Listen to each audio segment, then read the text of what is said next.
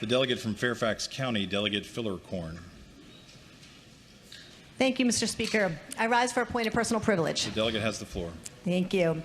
Mr. Speaker, yesterday on the floor, both states, Delaware and New Jersey, were referenced in relation to masks in schools. Governor Murphy announced yesterday that he's lifting the statewide mask mandate in the New Jersey schools, but he is doing so effective March 7th. Delaware is lifting their mask mandate after March 31st.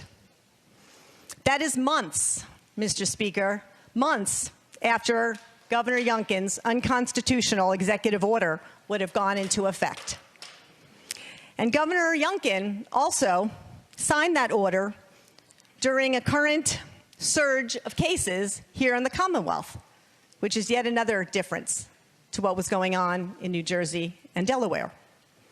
It's also important to recognize that the governors of New Jersey and the governor of Delaware are following the numbers in their respective states and making those decisions accordingly.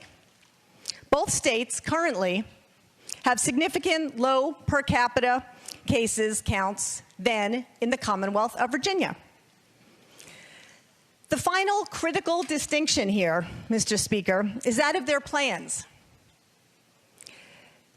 The plans with regard to their local school districts is that they are putting the power and the control to make the local school districts decide what is best for them, what is best for them, what is best for their schools, what is best for their districts and their communities.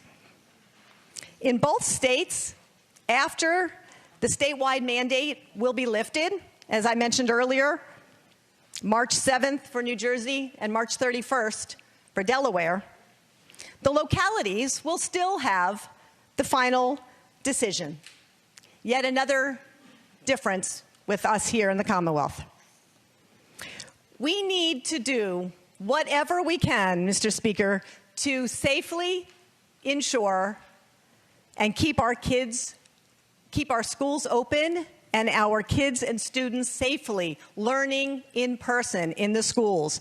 And we must do whatever we can, Mr. Speaker, to bring our case numbers down here in the Commonwealth by following science and not politics. If my colleagues yesterday, by mentioning and referencing New Jersey and Delaware, were signaling a genuine desire to return to reasonable, science-based policy that actually respects local communities and puts us on a steady path to recovery, then I am encouraged and I fully agree. Thank you, Mr. Speaker.